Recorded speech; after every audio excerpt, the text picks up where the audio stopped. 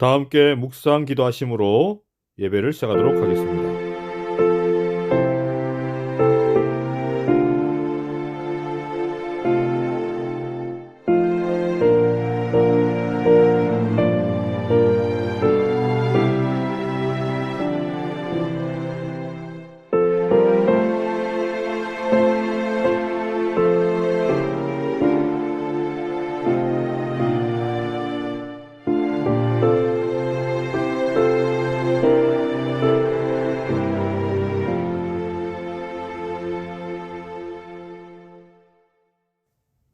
다 함께 일어나셔서 찬미가 392장 이 땅의 낯선 자 된 찬미하시겠습니다.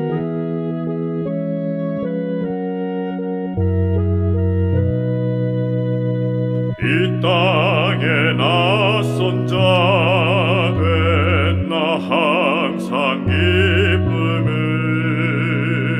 내 주가 나를 기다리는 저 하늘집 바람이라. 저 아름다운 에덴 본향 저 하늘집 바람이라.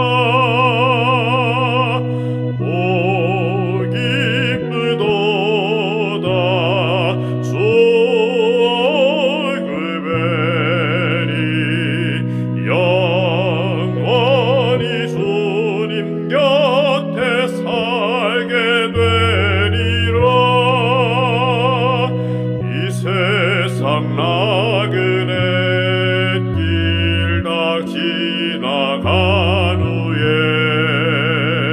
저 하늘 깊은 혼인 잔치나 그곳에 참여하리. 저 어린 양의 혼인 잔치나 그곳에 참여하리.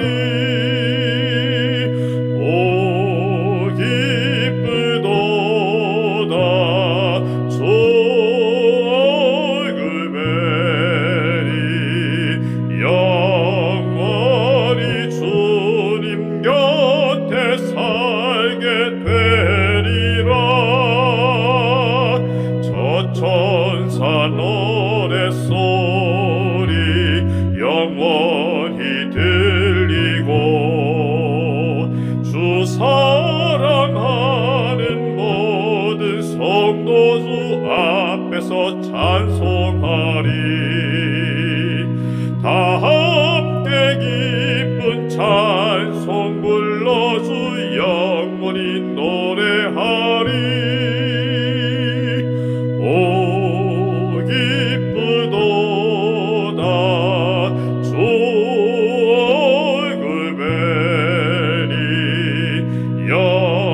영원히 주님 곁에 살게 되리라.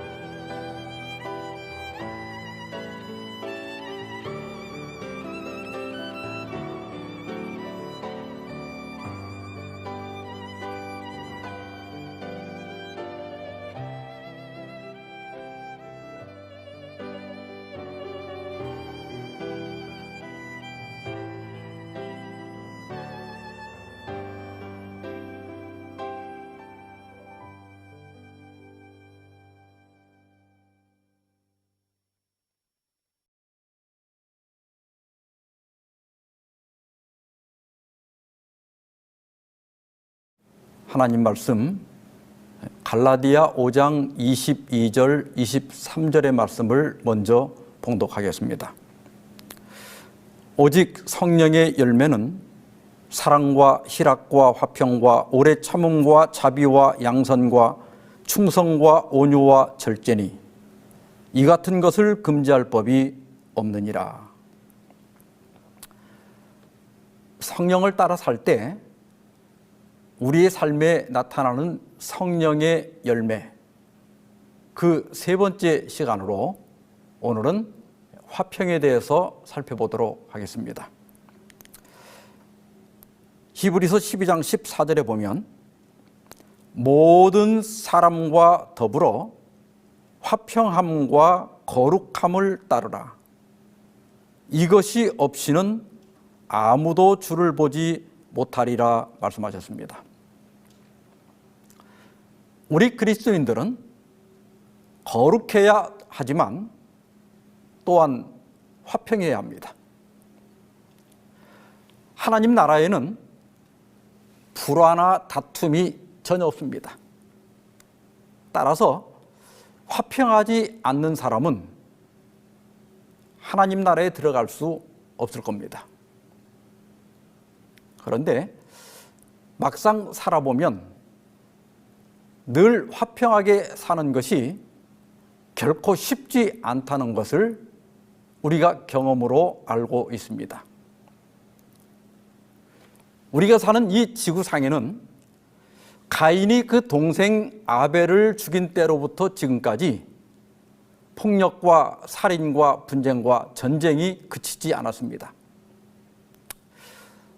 한 다큐멘터리에 따르면 지난 5,000년 동안 14,500번의 전쟁이 있었고 이 전쟁을 통하여 약 35억 명이 목숨을 잃었다고 합니다. 또한 미국의 문명사학자인 듀란트는 역사에 기록된 3,421년 중에 전쟁이 없었던 해는 268년에 불과했다 그랬습니다. 노벨 문학상을 수상한 러셀도 인류는 역사의 93%는 전쟁을 했고 나머지 7% 기간만이 평화로운 시기였다 그랬어요. 그런데 그 7%도 그 7%의 평화도 다음 전쟁을 위한 준비 기간에 불과했다고 개탄하고 있습니다. 또 일본 작가인 히로세 다카시는 제2차 대전 이후 베트남 전쟁처럼 3,000일이 넘는 장기전부터 단 하나의 테러에 이르기까지 지구상에 전쟁이 없는 날이 없었다 그랬습니다. 따라서 인류의 역사는 전쟁의 역사라 해도 과언이 아닙니다. 유사 이래 우리가 사는 이 지구촌에는 전쟁이 없는 날이 불과 며칠밖에 되지 않는다고 합니다. 그래서 그리스 철학자 플라톤은 죽은 자만이 전쟁의 끝을 본다 말했습니다. 죽어야 전쟁의 끝을 본다.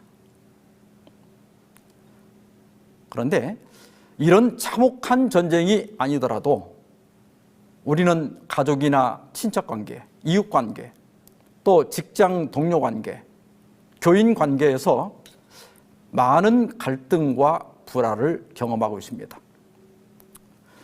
오늘날 사람들이 받는 스트레스의 약 80%는 인간관계에서 비롯된다고 합니다. 예수께서 출생하셨을 때 그 베들레헴 들판에 많은 천사들이 내려와서 찬양을 했습니다. 지극히 높은 곳에서는 하나님께 영광이요 땅에서는 하나님이 기뻐하신 사람들 중에 평화로다. 예수님의 구속 사업을 통하여 사람들에게는 평화가 찾아올 것이고 이러한 일들을 통하여 하나님께서는 영광을 받으시게 된다는 것을 의미하는 것입니다. 여러분, 죄의 본질 중 하나는 불화와 다툼입니다. 왜 우리 가정이 불행한가? 왜 우리 교회가 불행한가? 왜 우리 사회가 불행한가? 그것은 불화와 다툼 때문입니다. 천사들이 예수님의 탄생을 축하하면서 땅에서는 평화로다 이렇게 선언한 것은 구속 사업의 중요한 목적 중에 하나가 평화라는 사실을 나타내 보여주고 있습니다. 그러므로 우리는 첫째, 하나님과 화평해야 합니다. 하나님께서는 아담과 하와가 범죄한 후에 그들을 에덴 동산에서 쫓아내셨습니다. 그 이후로 사람은 하나님과 평화를 누리지 못하고 있습니다. 그래서 사람들에게 놀러 가자고 하면 또 뭐 먹으러 가자 하면 잘 따라와요. 그런데 교회 가자고 하면 웬만해서 잘 안 따라옵니다. 범죄 후에 아담과 하와는 하나님이 오시는 소리를 듣고 동산 나무 사이에 숨었어요. 지금도 범죄한 영혼은 하나님의 낯을 피하게 되어 있습니다. 예수님은 요한복음 14장 27절에서 평안을 너희에게 끼치노니 곧 나의 평안을 너희에게 주노라. 내가 너희에게 주는 것은 세상이 주는 것과 같지 아니하니라. 너희는 마음에 근심하지도 말고 두려워하지도 말라 말씀하셨습니다. 여기 예수님이 말씀하신 평안은 헬라어로 에이레네입니다. 히브리어로는 여러분 많이 들어본 샬롬이에요. 샬롬. 보통 샬롬 하면 평화, 평강, 또 평안 이런 의미를 갖고 있습니다. 여러분, 예수님이 주시는 이 평안은 어떤 평안입니까? 성경 주석에 보면 여기서 예수는 죄책감이 십자가 밑에 놓여 믿음으로 의롭다 하심을 받은 사람들, 그리고 하나님을 절대적으로 신뢰하여 미래에 대한 염려가 전혀 없는 사람들에게 이르러 오는 것과 같은 영혼의 내적인 평안을 말하고 있다. 이런 평안을 예수는 내 평안이라고 칭한다. 세상은 온갖 자랑스러운 과학들로도 이런 평안을 줄 수 없다. 이렇게 주석하고 있습니다. 죄는 대개 그 자체는 별것 아닌 것처럼 보이는 경우가 많습니다. 그러나 그 결과는 언제나 치명적입니다. 하와가 선악과를 하나 따먹은 거, 사실 그게 별것 아닌 것처럼 보였습니다. 뭐 당장 배탈이 나거나 죽는 것도 아니었어요. 그러나 그 결과는 너무나 치명적이었고 불가역적이었습니다. 모든 불행과 고통과 죽음의 본문이 열린 것입니다. 지금도 죄를 지을 때 뭐 하기 싫은데 억지로 짓는 경우가 그렇게 많지는 않습니다. 다들 자기가 원해서, 자기가 좋아서 죄를 짓는 거예요. 그러나 그 죄를 짓고 난 다음에 그 죄 지은 양심은 결코 평안할 수가 없습니다. 화인 맞은 양심이 아니라면 필연적으로 꺼림칙한 마음이 들고 양심의 가책과 죄책감을 느낍니다. 사실 이것이 죄 자체보다 더 해로운 거예요. 이런 양심은 깨진 독과 같아서 아무리 은혜를 쏟아 부어도 다 금방 새나가 버리고 맙니다. 그래서 종말이 두렵고 재림이 겁이 납니다. 조사심판이라고 하는 명백한 성경적 교리를 부인하고 싶어하는 그 심리 이면에는 죄책감이 있을 수 있습니다. 로마서 4장 5절에 보면 믿음으로 말미암는 의를 이렇게 설명합니다. 이를 아니할지라도 경건하지 아니한 자를 의롭다 하시는 이를 믿는 자에게는 그의 믿음을 의로 여기시나니. 여기 이를 아니할지라도, 이 말은 내세울 만한 선행이 없을지라도 이런 말입니다. 우리 모두 하나님 앞에 내세울 선행이 없습니다. 근데 아마 전혀 없는 건 아닐 거예요. 이런저런 허술한 것들이 있지요. 그러나 우리의 선행이 100가지가 있을지라도 그 100가지 선행이 우리를 절대로 구원하지 못합니다. 그러나 우리가 단 한 가지 죄를 지었다 하더라도 그 한 가지 죄가 우리를 확실히 멸망으로 인도합니다. 그다음에 여기 경건하지 아니한 자 이렇게 나오는데, 이건 말이에요, 의롭지 않은 자라는 표현보다 더 강한 표현이에요. 의롭지 않은 정도가 아니라 아예 종교성도 없고 또 불경스러운 사람을 의미하는 거예요. 그런데 이런 나를 의롭다 하시는 이를 믿는 자에게는 그의 믿음을 의로 여기신다, 이렇게 말씀하셨습니다. 하나님은 우리가 의롭게 또 선하게 살기를 바라십니다. 동시에 우리가 의롭게 선하게 살 수 없다는 것도 하나님은 아십니다. 따라서 하나님은 우리가 경건하지 않을지라도, 우리가 불경한 사람일지라도, 돌아보면 죄투성일지라도 그런 상태 그대로 하나님을 믿으면 그 믿음을 의로 여기신다고 하는 거예요. 제가 군에 갔다가 1798년 4월 달에 제대를 했습니다. 그리고 부모님을 따라서 그 당시에 흑석동교회, 지금의 동작중앙교회를 다녔어요. 안식일 오후마다 청년들하고 성경 공부를 했는데 시대소망을 읽었습니다. 그런데 그 기억하기도 좋아요. 시대소망 123페이지, 1, 2, 3페이지예요. 그는 생각으로라도 시험에 굴복하지 않으셨다. 거기까지는 오케이. 예수님이니까. 별 문제가 없었습니다. 그런데 그 다음에 우리도 그렇게 할 수 있다, 이렇게 돼 있는 거예요. 행동이 아니라 생각까지 죄를 짓지 않을 수 있다? 그건 아니었어요. 그래서 생각까지 죄를 짓지 않는데 도전해 보기로 했습니다. 근데 사람들을 계속 만나면서 죄를 안 지키는 어려웠어요. 그래서 저 시골로 깊은 산속으로 무수히 다녔습니다. 2주 금식도 하고 일주일 금식도 1년에 몇 번을 했어요.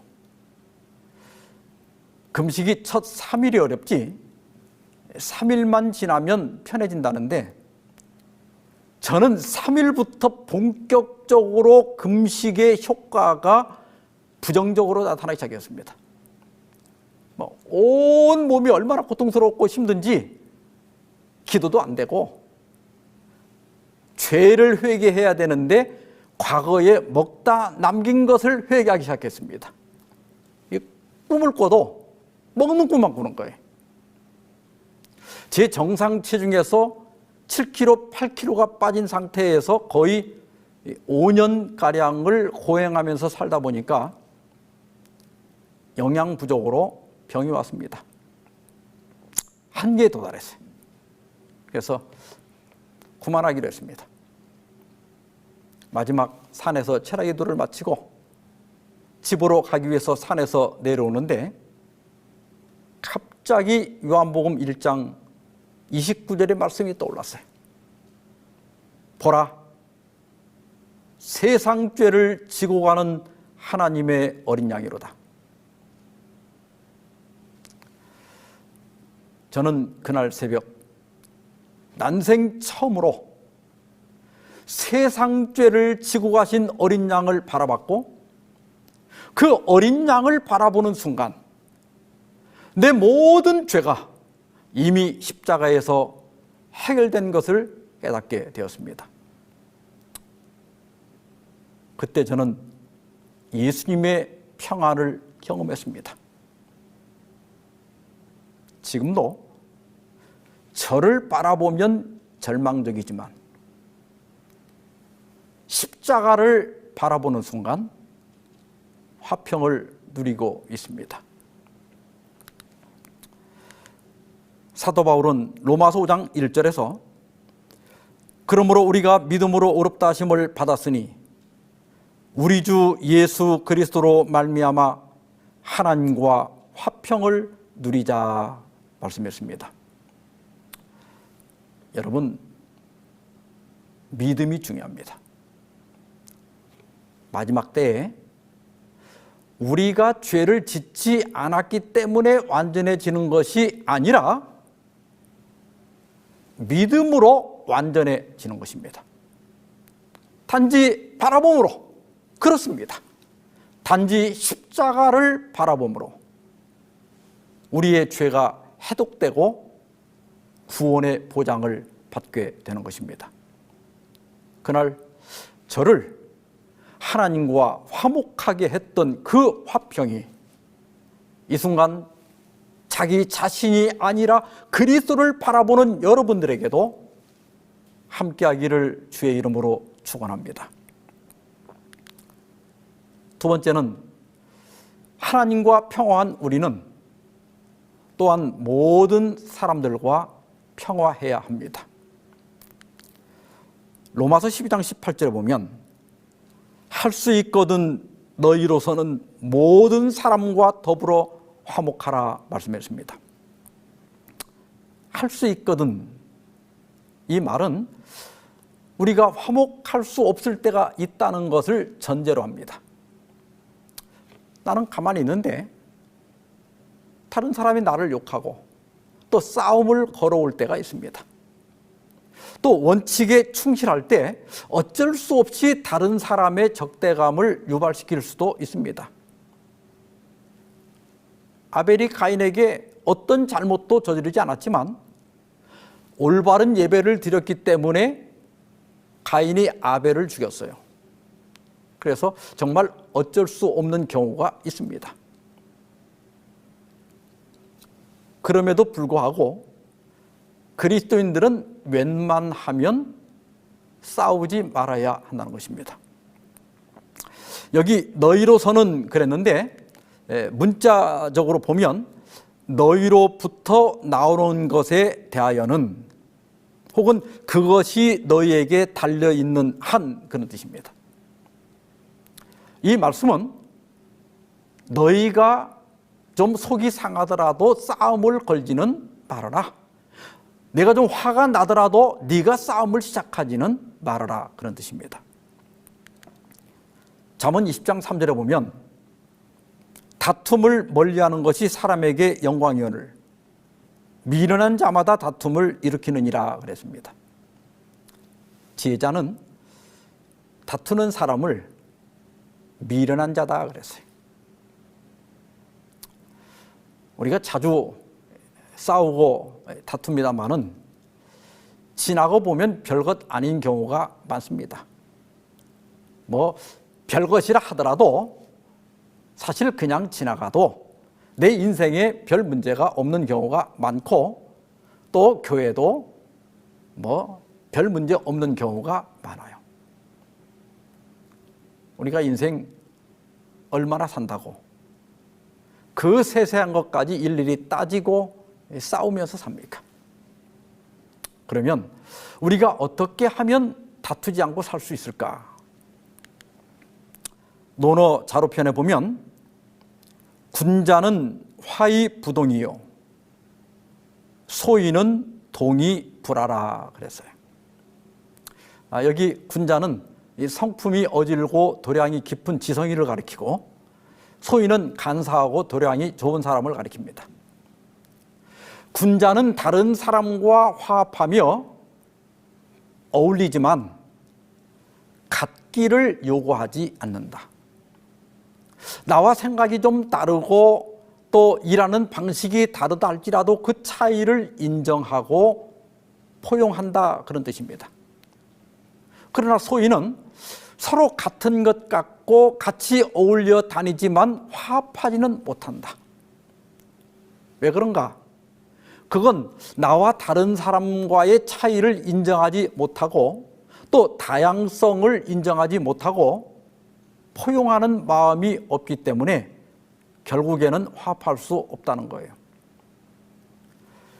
화의부동하는 그리스도인들은 큰 틀 안에서 화합합니다.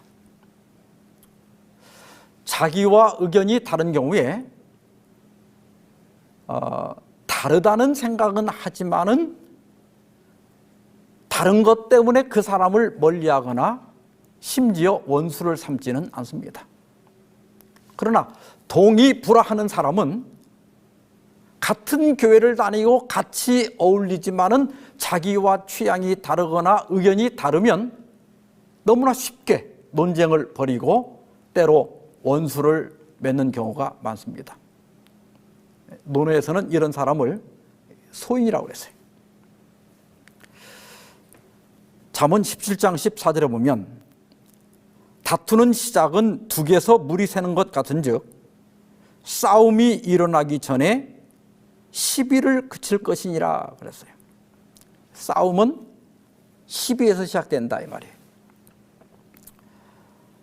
지난 2018년 7월 23일에 그 라오스 댐의 보조댐이 붕괴됐습니다. 이 댐은 우리나라 모 건설사가 참여했기 때문에 우리나라에도 크게 보도가 됐습니다. 이 사고로 7개 마을에 홍수가 발생하면서 100여 명이 죽고 6천여 명의 이재민이 발생했습니다. 그런데 신문 보도에 따르면 이 댐이 붕괴되기 3일 전에 물이 새는 것이 발견이 됐어요. 그런데 대처가 늦어지면서 결국은 댐 붕괴로 이어지고 말았습니다. 싸움도 시비에서 시작이 됩니다. 물이 셀 때 그 시비를 그쳐야 됩니다. 몇 가지 좀 예를 들면 첫 번째 시비는 우리가 싸우게 되는 주된 원인이 나는 옳고 너는 틀렸다는 데서 생깁니다. 물론 시비를 가려야 할 경우도 분명히 있습니다. 원칙을 저버리는 일, 또 진리와 관련된 것은 시시비비를 가려서 원칙을 굳게 세워야 됩니다. 그런데 그냥 넘어가더라도 사는데 별 지장이 없고 교회 정체성을 유지하는 데 큰 문제가 없는 경우도 많습니다. 아니 사실은 대부분이 그렇습니다. 그래서 웬만하면 이렇게 하나 저렇게 하나 별 차이 없어요. 싸우지 말고 좋게 좋게 넘어가야 됩니다. 근데 어떤 사람은 정말 그게 안 돼요. 그게 어려워요. 그러니까 웬만하면 싸우고 또 웬만하면 쉽게 원수를 맺게 되는 경우가 참 많습니다. 여러분 옳기를 원합니까? 행복하기를 원합니까? 이 두 가지는 서로 배타적이어서 옳기를 선택하면 틀린 것과 싸워야 하고 싸우면 불행해지죠. 그런데 행복하려면 자신이 옳다고 생각하는 것을 어느 정도 양보하거나 포기해야 됩니다. 제가 여기서 말하고자 하는 것은 진리를 놓고 그렇게 하라는 게 아니에요. 어떤 관습이나 의식 이런 것들은 우리가 얼마든지 융통성을 가질 수 있는 거예요. 여러분 교회 안에 신발을 벗어야 됩니까? 신어야 됩니까? 기도를 할 때 서서 해야 됩니까? 무릎 꿇고 해야 됩니까? 의자에 앉아서 해야 됩니까? 예배를 9시 반에 시작해야 됩니까? 10시에 시작해야 됩니까? 이런 것들은 십계명이 아니고 문화고 또 관습입니다. 그래서 그 공동체가 결정한 대로 그냥 따라가면 돼요. 직원회나 어떤 절차를 거쳐서 결정이 되었으면 일단 따라가야 됩니다. 일단 결정했으면 일정 기간, 적어도 1년 정도 해보고 안 되면 문제가 있다면 내년에 고치면 돼요. 근데 어떤 분들은 직원에서 결정을 하고 교회 총회가 결정을 해도 자기가 불편하니까 끝까지 반대해요. 그러면 결국은 평화가 깨질 수밖에 없게 됩니다. 가려 뽑은 기별 1권 170페이지 보면 사탄은 만일 자기가 사람들의 정신을 경박하고 하찮은 것들에 열중케 할 수 있다면 저들이 중요한 문제들을 거들떠보지 않게 되리라는 것을 잘 알고 있다. 그러므로 사탄은 경박하고 사소한 문제들을 생각하기 좋아하는 사람들의 관심을 위하여 풍부한 재료들을 준비해 놓을 것이다 그랬습니다. 사탄은 우리가 따지고 싸우려고 하면 죽을 때까지 싸울 수 있는 풍부한 재료들을 준비해 놓고 있습니다. 구원에 중요하지 않은 문제나 또 그냥 지나가도 괜찮은 문제들은 그냥 지나가시기 바랍니다. 미국에서 존경받는 명사 중에 한 사람이며 심리치료사인 리처드 칼슨이라는 사람이 있어요. 이분이 안타깝게 돌아가셨습니다마는 이분이 쓴 책 중에 우리는 사소한 것에 목숨을 건다는 책이 있어요. 거기 서문에 보면 자신이 경험한 한 이야기를 여기 실어놨습니다. 외국에 있는 한 출판사가 자기 책을 번역해서 출판하게 됐는데 그 책의 홍보를 위해서 베스트셀러 작가인 웨인 다이어 박사의 서명을 실을 수 있도록 도와달라고 요청이 왔어요. 그래서 칼슨 박사가 웨인 다이어 박사에게 편지를 보냈지만 아무리 기다려도 답장이 오지 않는 겁니다.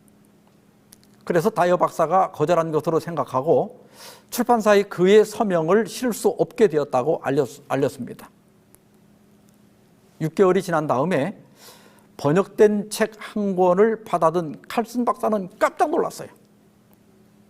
자기 책 표지 오른쪽에 다이어 박사가 다른 책에 허락한 서명을 딱 인쇄를 해가지고 팔고 있는 거예요.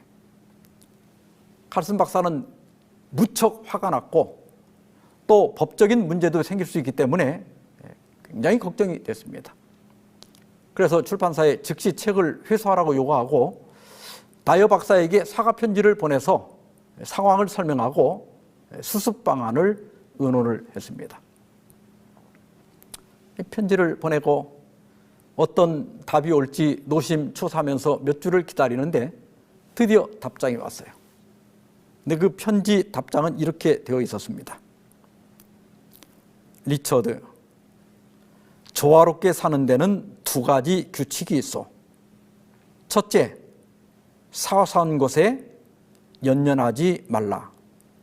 둘째, 모든 것은 다 사소하다. 서명은 그냥 쓰게 놔두시오. 친애하는 웨인. 어때요? 멋져요?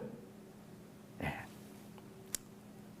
자, 여기 우리가 서로 다투지 않고 평화롭게 조화롭게 사는 두 가지 규칙이 있다고 그랬는데 첫째가 뭐예요? 다 같이 제가 첫째 한번 읽어보세요. 첫째, 사소한 것에 연연하지 말라. 둘째, 모든 것은 다 사소하다. 모든 것은 다 사소하다. 여러분, 어떤 이렇게 문제가 발견되었을 때 내가 볼 때 이렇게 하면 안 되는 것 같은데 그때 내가 말해도 별 문제가 없으면 말씀하세요. 근데 내가 이것을 말하면 싸움이 날 것 같다 그러면 여기 두 번째, 모든 것은 다 사소하다. 이걸 한 10번만 하세요. 그러면 별일 없이 지나갈 거예요. 그 다음에 우리가 두 번째로 그쳐야 할 시비는 베드로전서 4장 15절입니다. 너 중에 누구든지 살인이나 도둑질이나 악행이나 남의 일을 간섭하는 자로 고난을 받지 말려니와. 여기 남의 일을 간섭하는 거예요. 이 세상이나 교회의 일을 자기가 다 책임진 것처럼 일일이 간섭하며 살 필요 없어요. 내가 아무 말 안 하고 가만히 있어도 사람들이 다 자기 할 일 하고 또 최선을 다해서 삽니다. 저 사람이 왜 저렇게 하지? 이해가 안 되더라도 무슨 사정이 있겠지 하고 넘어가는 게 좋아요. 잠언 26장 17절에 보면 길로 지나가다가 자기와 상관없는 다툼을 간섭하는 자는 개의 귀를 잡는 자와 같으니라 그랬어요. 개는 이 귀가 아주 예민한 동물이에요. 그래서 개 귀를 잡으면 물려요. 마찬가지로 나와 상관없는 일에 자꾸 콩나라 판나라 간섭하면 결국 갈등이 시작되고 또 싸움이 시작될 수 있습니다. 그래서 정말 중요한 일이 아니면 남의 일을 간섭하는 자로 고난을 받거나 다투는 일이 없기를 바랍니다. 세 번째 시비는 서로 비방하는 거예요. 야고보 4장 11절 12절에 보면 형제들아 서로 비방하지 말라. 형제를 비방하는 자나 형제를 판단하는 자는 곧 율법을 비방하고 율법을 판단하는 것이라. 내가 만일 율법을 판단하면 율법의 준행자가 아니요 재판관이로다. 입법자와 재판관은 오직 한 분이시니 능히 구원하기도 하시며 멸하기도 하시느니라. 너는 누구기에 이웃을 판단하느냐. 여기 서로 비방하지 말라. 이 말은 비방하기를 멈추라. 혹은 험담하기를 멈추라. 그런 말이에요. 왜 그런가? 나도 심판을 받아야 할 피고라는 거예요. 내가 재판관이 아니라 나도 심판을 받아야 할 피고다. 그래서 어떤 일이 비록 사실이라 할지라도 진정한 그리스도인이라면, 진정한 하나님 나라의 백성이라면 감싸주고 덮어줘야지 비방하거나 험담을 하거나 판단해서는 안 된다는 것입니다. 사도행적 319페이지에 보면 그리스도와 같은 사랑은 다른 사람들의 동기와 행위에 가장 좋은 해석을 가한다. 이것은 쓸데없이 그들의 잘못을 드러내지도 아니하고 불리한 보고에 열심히 귀를 기울이지도 아니하고 오히려 다른 사람들의 좋은 품성들을 기억하고자 노력한다 그랬습니다. 그리스도와 같은 사랑은 다른 사람들의 동기와 행위에 가장 좋은 해석을 가한다. 그러니까 무엇이든지 좋게 생각한다 그런 뜻이에요. 여러분 김장할 때 아무리 좋은 배추를 골라서 사도 김장하다 보면 버릴 부분이 있죠. 그런데 아무리 버릴 부분이 많다 하더라도 먹을 부분이 훨씬 많습니다. 그래도 교회 나오는 사람들은 잘 살아보겠다고 나오는 사람이에요. 교회 다니는 사람이 왜 저래?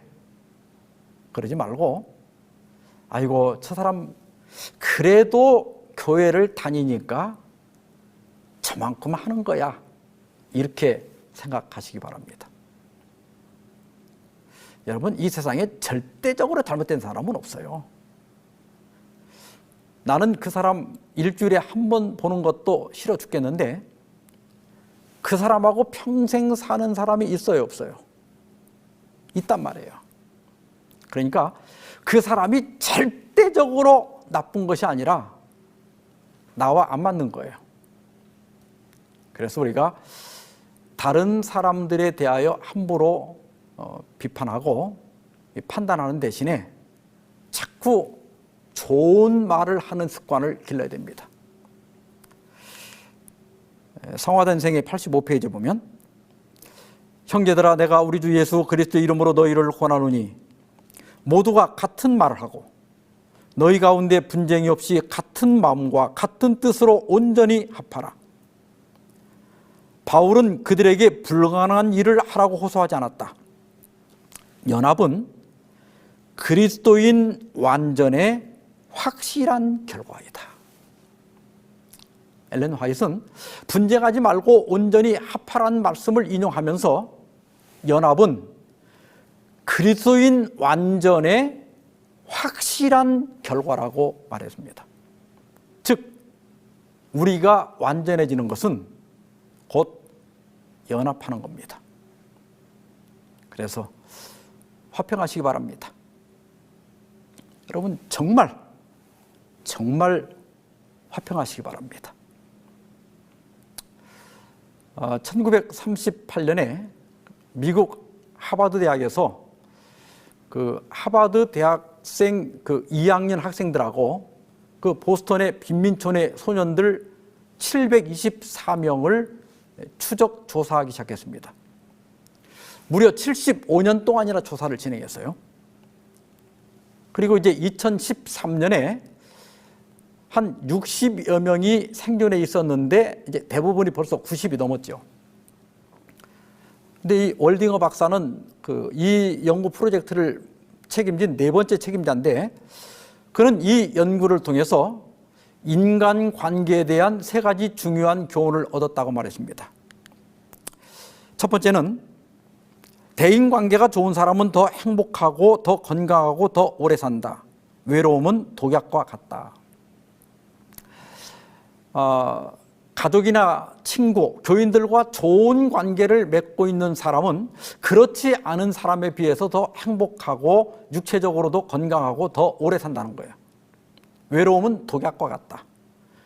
그래서 고립된 생활을 하는 사람은 행복을 덜 느끼고 건강이나 두뇌 기능이 일찍 감퇴하기 때문에 단명한다는 거예요. 그리고 두 번째 교훈은 많은 사람을 사귀는 것보다 질 좋은 관계를 맺는 것이 중요하다. 어떤 사람은 이 불화간의 부부가 생길 정도로 친구가 많은 사람이 있어요. 이 친구 좋아하는 사람. 근데 막상 돈 떨어지고 내가 건강을 잃고 요양병원에 들어가 있을 때 몇 명이나 내 곁에 남아 있을까? 그리고 여전히 나를 생각하고 찾아와 줄까? 한번 생각해 보시기 바랍니다.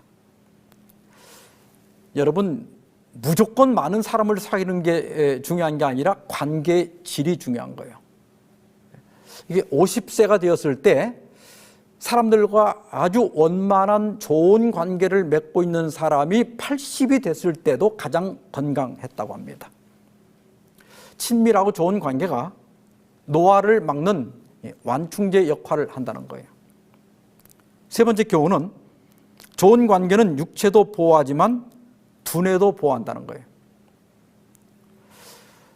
어려울 때 누군가에게 의지할 수 있었던 사람이 늙어서도 기억력이 좋았다고 그래요.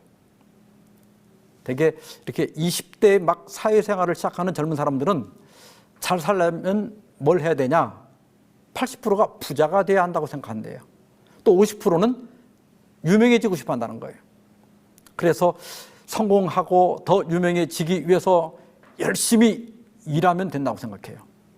그러나 75년에 걸친 연구 결과는 돈이나 명예가 아니라 가족이나 친구나 공동체와의 좋은 관계를 중시했을 때 그 사람이 가장 행복하게 잘 살았다고 하는 것입니다. 월딩어 박사는 75년간의 연구를 통해 얻은 분명한 메시지는 좋은 인간관계가 우리를 더 행복하고 건강하게 만든다는 사실입니다. 그게 전부입니다. 그랬어요. 그러면서 이 월딩어 박사는 한 세기 전에 마크 트웨인이 한 말로 그의 연설을 마무리 짓습니다. 시간이 없다. 인생은 짧기에 다투고 사과하고 가슴앓이하고 해명을 요구할 시간이 없다. 오직 사랑할 시간만이 있을 뿐이며 그것도 순간일 뿐이다. 여러분, 인생은 정말 짧습니다.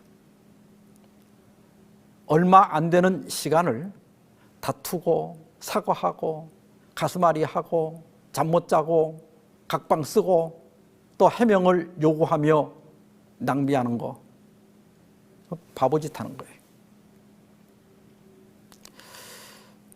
삶을 행복하게 만드는 것은 바로 당신 곁에 있는 사람들이다. 멀리 있는 사람에게 잘하려고 하지 말고 지금 여러분하고 같이 사는 사람, 여러분의 가족, 여러분의 배우자, 또 같은 교회에서 매주 만나는 사람들, 그런 사람들은 내 인생길의 소중한 벗입니다. 가까이 있는 사람들에게 잘하시기 바랍니다. 서로 아끼고 또 평화롭게 살아감으로 여러분이 있는 그곳이, 그 가정이, 그 교회가 하나님의 나라가 되기를 간절히 바라면서 오늘 말씀 마치겠습니다. 네, 마치는 찬미 581장 내본향 하늘본향 찬미하시겠습니다.